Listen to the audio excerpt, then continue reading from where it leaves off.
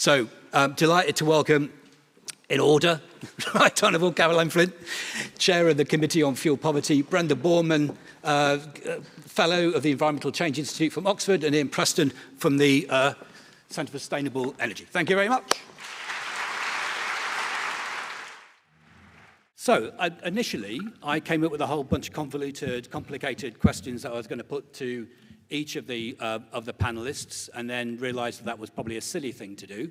So, given the depth of experience, both in terms of the development of fuel poverty as a notion and the ways of tackling it, that privileged position that Caroline has as the chair of the Committee on Fuel Poverty, and the innovation that CSE brings to think about the way in which the low-carbon transition and the fuel poverty challenge comes about. I think I'll just ask, in turn, of everybody, where they think we are at the moment in the progress towards tackling fuel poverty, and maybe what you'd like to see coming forward. And maybe if you could start with Brenda. Well, thank you very much. I enjoyed both of the previous two presentations. And I've been in the fuel poverty business as long as NEA, actually 1 year longer, but I won't boast about that. So going back to 1980, what was fuel poverty like then, and in comparison with what it's like now? And I think I would summarize and say that fuel poverty was bad then, but not recognized. Fuel poverty is bad now, but at least it's recognized. And I say that because back in 1973, the Yom Kippur War had put up the price of oil fourfold. The implications for everybody paying their fuel bills was, of course, dreadful. But it took a long time. It took 24 years before government, and of course it was a Labour government, to acknowledge that fuel poverty existed. In between, we'd had a lot of focus on issues. Fuel poverty is no different from poverty. We don't talk about baked bean poverty. Why should we talk about fuel poverty, etc.? We did have some government policies. We had heating additions that came and went, but we didn't have anything other than dealing with the symptoms. There was a focus on disconnections. There was a focus on excess winter deaths. There was a focus on debts. But there was no recognition at that stage of the importance of energy efficiency and investing capital. I will admit to producing a doctorate and a book, and in both of those, I used data from 1988. Please remember that date. And I showed that at 1988, the 30% of households with the lowest incomes were actually paying 10% of their income on fuel. It was a lot of people and a very large amount of money, and that is the basis for the 10% definition that still keeps re-emerging. And despite being in this for the odd 45 years, it suddenly occurred to me the other day, why does the 10% definition keep recurring? Why have Hills's definition, Liley, why do they sort of come and go? And it's because my definition is the only one you have any hope of using on the doorstep. None of the others, they're all good at national, sophisticated statistical level, but they aren't good on the doorstep, and of course that's what we need. Now what the situation is, we've had the Russian invasion of Ukraine, and since 2020, prices have gone up a lot. They went up fourfold if you looked at the energy price cap that the Ofgem produce. We didn't have to pay that because of the energy price guarantee, but they're still double, nearly double, 1,755 instead of just under 1,000. But the good news is that fuel poverty is recognized. I think you've only got to look at the furore that was created when the government reduced the winter fuel allowance from 100% of pensioners to 10%. That shows the depth of public awareness, public concern, and public recognition of fuel poverty. So we've done something in 45 years. We may not have done enough. The other thing that's good, and Adam mentioned the Warm Homes Plan, there's all sorts of things that we can criticize, as he said. There's all sorts of things that we're waiting for details on. But it is absolutely brilliant that there's £15 billion of capital investment going into the housing stock. That is the one way of solving the problem of cold homes. Unfortunately, only 5 billion of that is for the low-income fuel poor, but at least it's a considerable amount of money. And that's what we have to do now, is focus on making homes more energy efficient. Shall I stop there? Fantastic. Thank you very much, Brenda. Caroline, maybe over to you. Thanks thanks very much, and happy 45th anniversary. Congratulations. And you know, it started up here in the Northeast, and it's great to be here today with you all. So that's really brilliant. So first of all, where are we since the publication of the Warm Homes Plan, the fuel poverty strategy, and of course the document also in terms of the private rented sector? I think I'd start by saying we're in a better place. It has been quite difficult, I think, for all of us over the last year or two, feeling that there's been a massive vacuum in where we go next. And I'd just like to say that as the chair of the Committee on Fuel Poverty, we don't always agree on everything, but I do know that officials in the Department of Energy and Net Zero have been working really, really hard to address many of the issues that we have raised and others have raised over a considerable amount of time about the deficiencies in the last fuel poverty strategy. And also in particular, as you outlined, Brenda, some of the real challenges that have probably always been there, but came to the fore even more as a result of the pandemic and then, of course, the Ukraine crisis as well, which hasn't gone away. I think we should all remember that whilst wholesale costs have stabilised to a certain extent, people's bills, average bills, are way above where they were in 2019.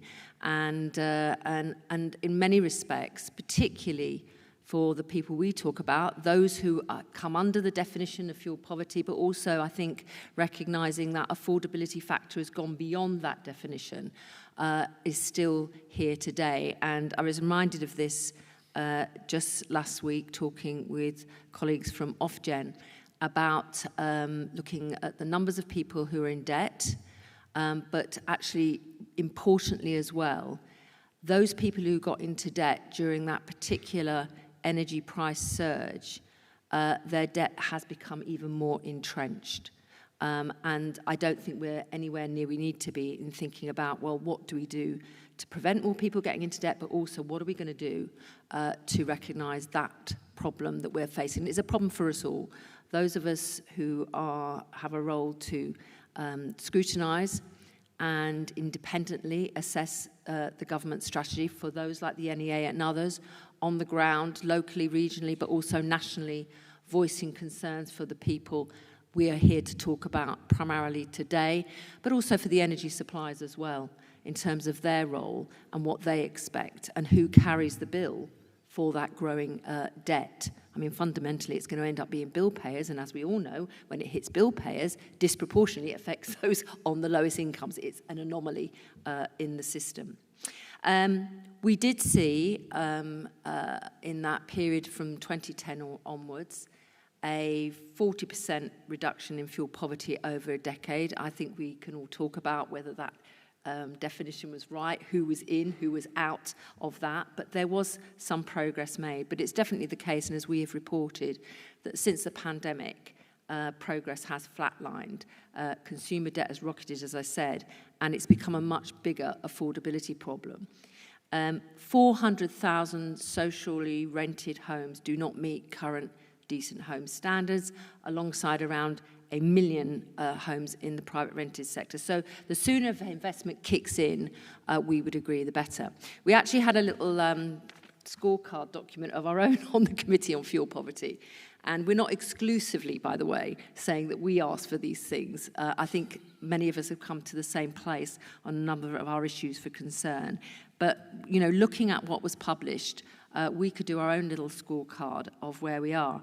We wanted a fuel poverty strategy. I think we got one, but we also got the Warm Homes Plan, also the PRS document. And I think, Adam, as you quite rightly said, how these three, if you like, policy designs, plans, interweave and connect with each other is going to be absolutely crucial as we go forward. We wanted a step up in ambition. I think we have that. We have a clear aim to live 1 million more households out of fuel poverty by 2030, doubling the pace at which fuel poverty is slashed. That is welcome. But I think it's fair to say, whatever the ambition, and ambition is good, whatever the figures in the document, I think in moving forward, we have to take the learning from before. And so often, whatever the best intentions, we often find that actually it's harder to meet those targets than people actually realise.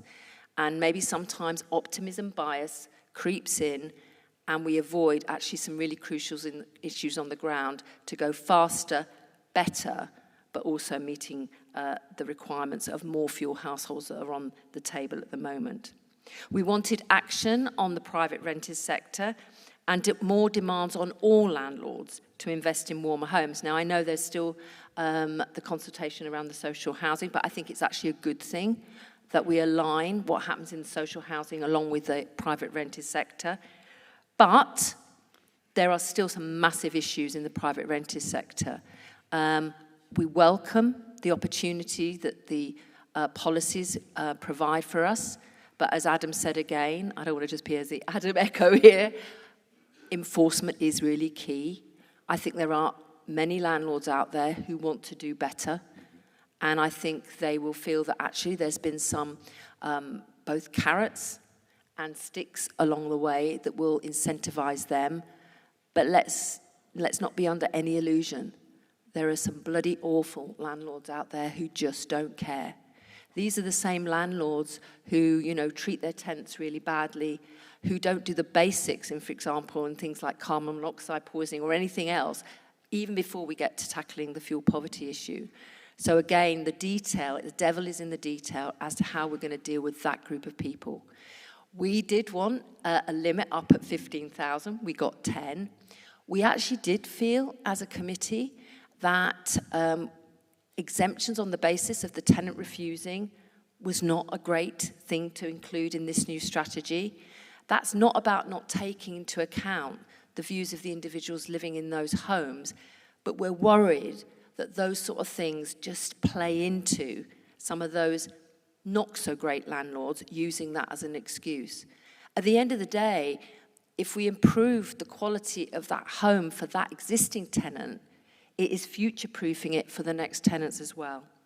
We were critical of the eco programme. We thought the hit rate of success for fuel-poor households was poor.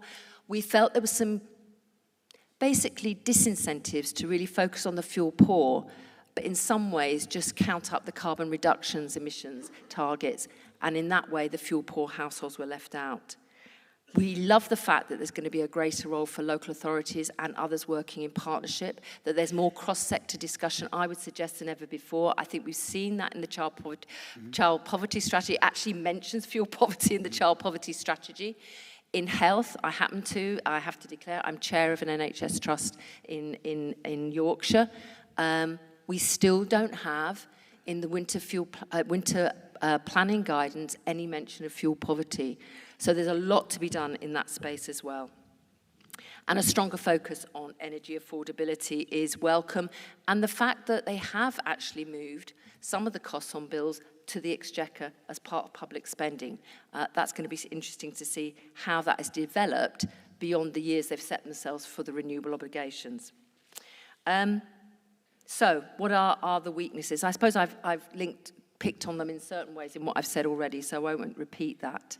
It is about the detail. It is about how are we going to ensure that we take that journey, the experience of people, because I think one thing we learned from, for example, the energy vouchers that were distributed, I think not for you in this audience, I'm sure, but I think for government and for politicians, is recognising, even in just getting a £400 voucher to people, how difficult that was, how marginalised were people, how distrustful people were of something that was actually going to be to their benefit.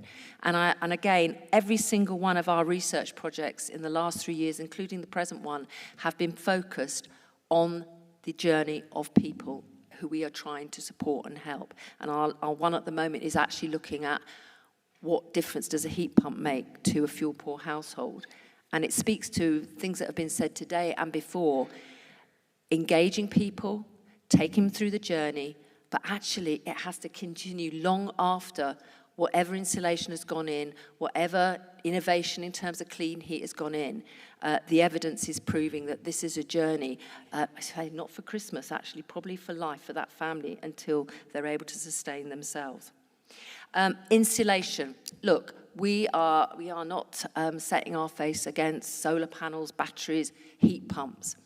But we are wary that in the Warm Homes Plan, that we don't find in the next year or two that it becomes skewed towards the net zero at the expense of what should be a fair transition for those in fuel poverty.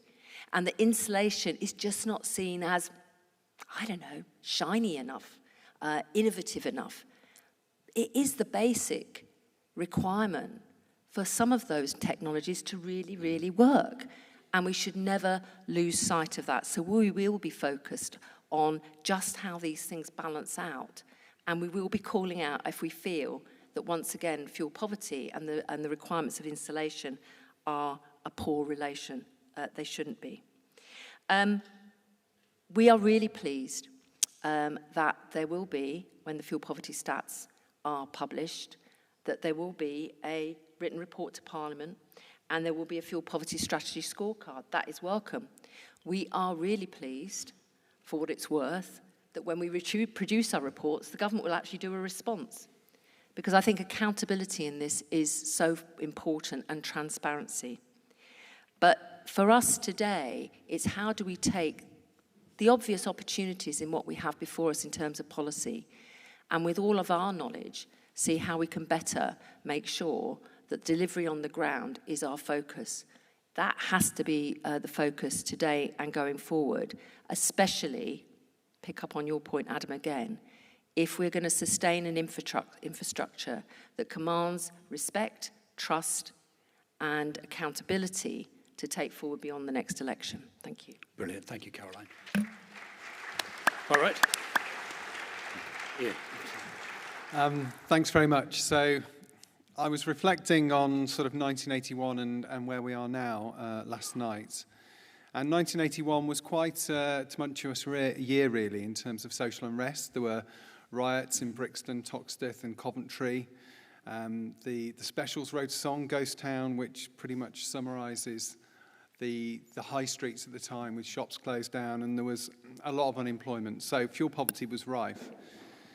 And if you fast forward to where we are now, our high streets have been transformed over the last 10 years. They're sort of propped up with charity shops.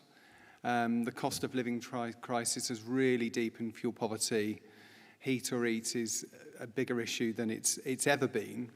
And whilst unemployment isn't necessarily at record levels, particularly if you're a younger person, it's getting harder and harder to sort of get on the job ladder, which raises concerns for the future. So somewhere in between, we made a lot of progress, and then, you know, as highlighted with the war in Ukraine, things have got a lot worse, and energy prices won't come down anytime soon. I mean, Caroline's right that the government addressing the spark gap between gas and electricity is great and will help with the journey to net zero. So in terms of the Warm Homes Plan, there's a huge opportunity. As everyone said, you know, £15 billion is a lot of money.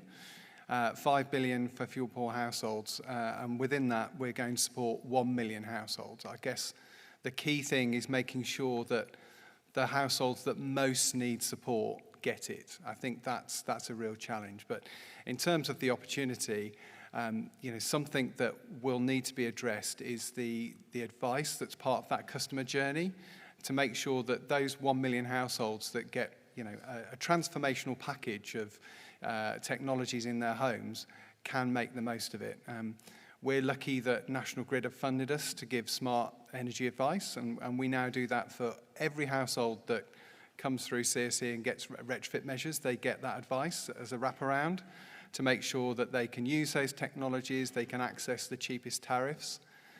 I'm a little concerned that the Warm Homes Plan, there's rumours of a national advice service of some sort, but that's not enough for everybody. And those most vulnerable households, they need that wraparound support. And I think the people in this room, the best work we do is with those households, hand-holding them through the process to make sure that they don't drop out and they can access the support they need. So I think that's really important. There's a big opportunity in kind of area-based or place-based approaches. It's interesting that policy seems to come around like a boomerang. So 15 years ago, I think warm zones were a very successful pilot, which NEA was involved in. And then they set up Warm Zone CIC, and we did the external evaluation of those programs, and I'm all for it. But one of the key findings was to tackle fuel poverty, you need income maximisation and make sure people get a benefit check, because that often had a bigger impact than the measures. So there's another opportunity. We need to make sure that these area-based programs feature that kind of additional support. Also in the Warm Homes Plan and today the Local Power Plan, I had a quick look. It's been published today. Area-based approaches is talked about again, and the opportunity to work with community organisations, community energy groups. I think in terms of trying to address some of the issues we've seen with quality, there's a real opportunity there to have people on the ground who can support households through the process and also spot when things are going wrong. So the sort of preconditions for success, I think it's been mentioned, we need to build trust. There's been a massive erosion of trust in the energy efficiency market as a result of the problems with Eco4, and I won't get sidetracked with that. But we need to address that. And how do we do that? Well, I think we need to work increasingly with local supply chains. So devolution and working with strategic authorities, again, is mentioned a lot in the Warm Homes Plan. We set up Retrofit West to work with the West of England Combined Authority to help them deliver their programme, to work with local businesses, to skill them up and try and get them to move across to some of these grant programmes. So I think there's another opportunity there. But the big challenge, I guess, is, what will the Warm Homes Agency do to address some of the problems we've seen and protect households? It seems to be the sort of catch-all at the moment for everything associated with quality assurance can be just munged into this new thing, which will sort of collect up the slop that we've seen in the past and somehow transform it. Well, I've been coming to these conferences for probably about 20 years now, and I've seen a couple of insulation scandals come and go, and we need to turn the dial. And I think that's a big challenge. We need to make sure that there's appropriate tests for people that are coming into the market to make sure that we're not seeing some of the bad players bounce back and access funding and then parachute off and go out of business when the funding regime gets tough. So that's a real challenge. But on the whole, I'd say, I remain quite positive, and I think, the energy that I always get from the people in the room when I come to NEA gives me hope for the future that we can make a real difference. So yeah, I think I'll stop there because a lot of good stuff's already been covered. Thanks very much. Yeah, absolutely. So we've all got a certain amount of hope and optimism about the plan, parts for its scale, but I guess it's late. I understand why it's later than anticipated. You can't do much about the electoral cycle. It is what it is. So it's a concertinaed programme, not easy to spend £15 billion of anybody's money in any way. I'll come to this time for two quick questions. So the first one is, where would you most want to see momentum? You know, where especially for fuel-poor cohorts, what part of either what's in the Warm Homes Plan or what should be in the Warm Home Plan might give you some confidence that we're actually going to make material progress at pace to benefit fuel-poor households? So, is it all right if I start with you, Brenda, and go across? I would definitely pick up on the local authority angle. I've been a great believer in area-based approaches for a long time. I did quite a bit of research in Northern Ireland, where I think they did it exceptionally well. And the idea that we get systematic, that we actually know what has happened or has not happened in the houses in our little red area, which is our local authority. And that you focus very definitely on those houses where you know fuel poverty is most prevalent, deepest. And that's almost always the areas of the oldest housing, the people with the single brick wall. And you don't need to be hugely statistical about it. You could just walk around and think, okay, they're pre-1990, let's get on with it. Pre-1900, I should have said, and let's get on with it. So I really like that idea. I know it sounds a little bit of an academic and dilettante approach, but we don't know which houses have had loft insulation and whether it was 25 millimetres or 300 millimetres. We don't know which houses have got cavity wall insulation. We don't know which houses are using night storage heaters on the wrong tariff. All of those sort of things, we've just got to get better at plotting and helping to direct what work you do on those that most need it. And it makes the rest of it more efficient. Thank you very much. Ian?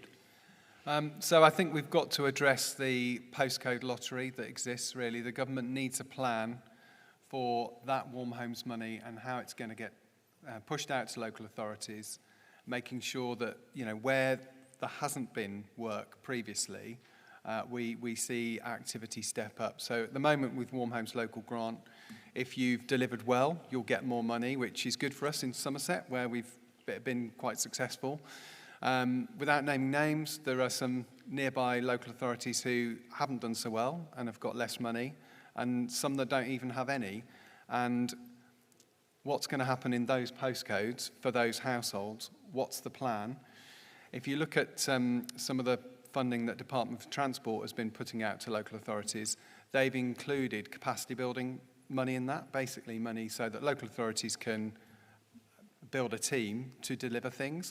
What we've seen over years is you can kind of employ people, but it depends on you winning grant funding, and when the grant funding ends, the jobs go, and you know it's all very transient. So if we're going to lean into the area-based approach and we're going to make sure that local authorities are involved, then that funding needs to kind of support that activity. Otherwise, we'll just see lots of progress in the haves in terms of the local authorities that have had funding before and have done well, and we'll just see gaps in the market, which isn't fair to those households who really need support. And for me, that 5 billion aimed at 1 million needs to go to the people who are most in need. Yeah, brilliant.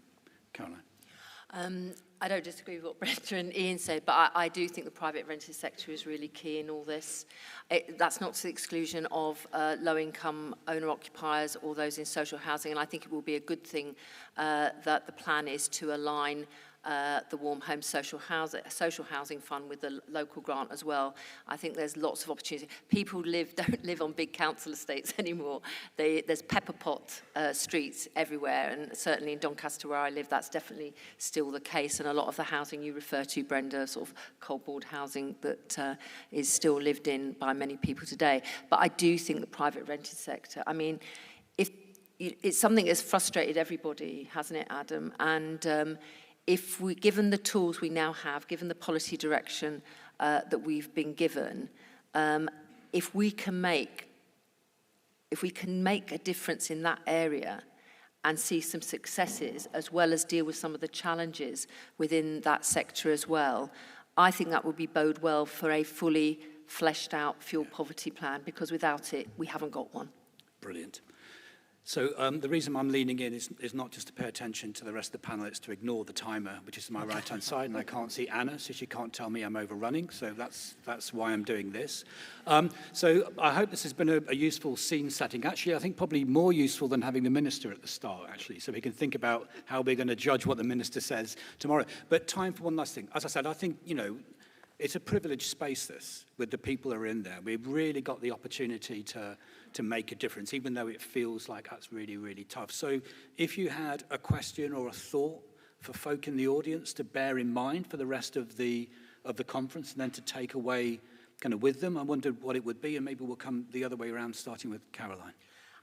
Focus on delivery. How can we learn from what's gone before, what works and what hasn't worked?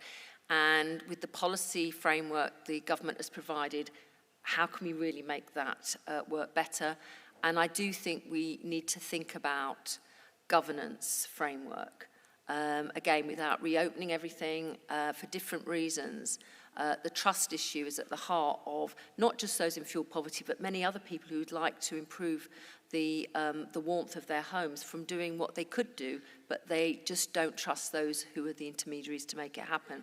So I think going forward, whatever happens with the Warm Homes Agency, government has to give some thought to this governance and accountability, and that includes colleagues in local government as well, because despite making progress, if we have some of the failures that we've seen, the fraudulent behaviour that we've heard about, then that can crash the whole idea. So I think that's really key too. So think about that, please, and what it should look like. Yeah, Ian.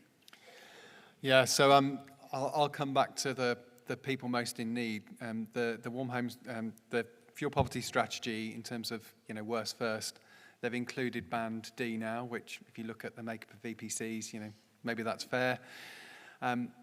But the worst first for me is also about the people. So we know collectively, delivering services, that the most vulnerable are the hardest to support. It's much easier to find a household that's easier to retrofit with somebody who's pretty digitally able to kind of go through a customer journey. So how can we focus on those most in need and think about how we find them and support them through the process? Brilliant. Last word, Brenda.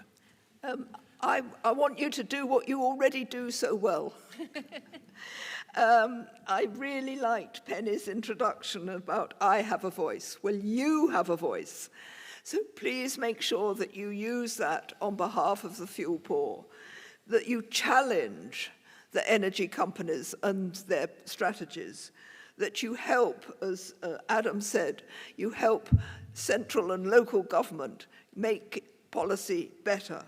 But most of all, you have two functions for each fuel-poor household that you meet.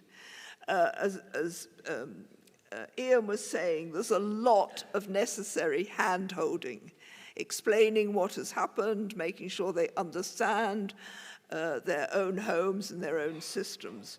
But you have got to be advocates. You have got to stand up and represent the fuel poor in other areas.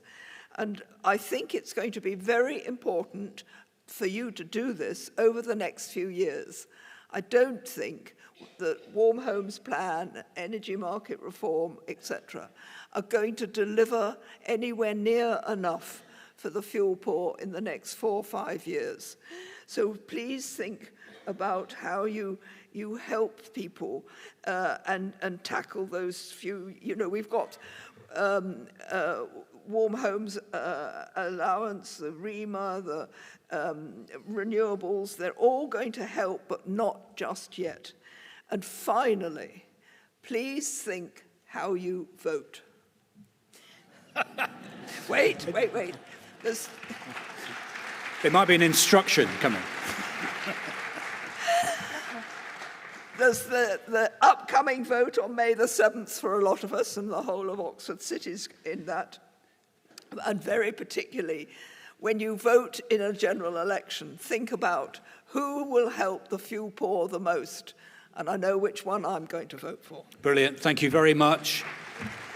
Thank you so much to everybody. I hope that set the scene reasonably well. I've stolen 5 minutes from your break. Apologies for that. Can you be back at 11:15, please? Please use the exhibition. Go and speak to people. Thank you very much for your time. Enjoy your conference.